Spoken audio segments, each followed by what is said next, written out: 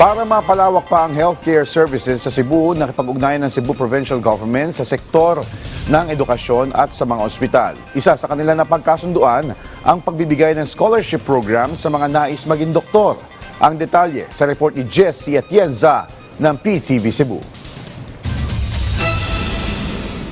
Nagkakaisa ang presidente ng Cebu Normal University, Medical Chief ng Vicente Soto Memorial Medical Center kasama ang gobernador ng lalawigan ng Cebu upang tumulong sa mga nais maging doktor. Gayon din sa healthcare services ng lalawigan na sinelyohan ng isang Memorandum of Agreement. Aminado ang pamunuan ng pampublikong ospital ng lalawigan, kulang sila ngayon sa doktor. We at Vicente Soto so especially at the height of COVID, we really need doctors, especially sa periphery.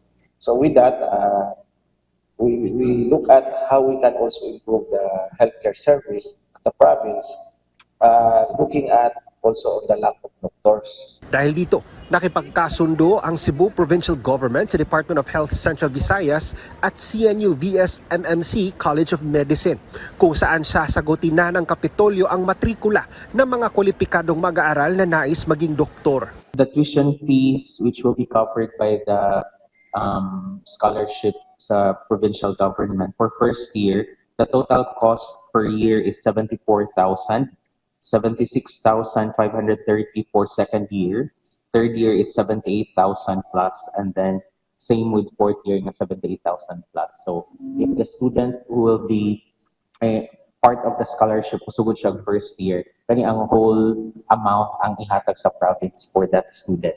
Target ng mga opisyal na makapagpatapos ng 200 doktor sa susunod na 4 na taon.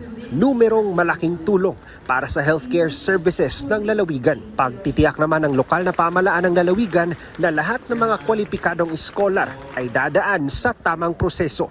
We are helping with the scholarship program, but please, let's not make it political. I have no intention of getting myself involved in choosing the candidates, and I hope the other people and the other public servants also will not get involved here, because this is an academic practice, and our only involvement here is the scholarship and of course the future doctors in our institution. But I will not talk. I want to assure you that there will be no involvement politically with any of us from the province to choose your candidates. So let the best one get into the institution without any interference from the province of Cebu or any political leaders for that matter.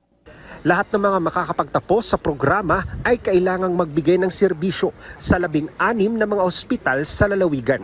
Mula sa PTV Cebu, Jessie Atienza para sa Pambansang TV sa Bagong Pilipinas.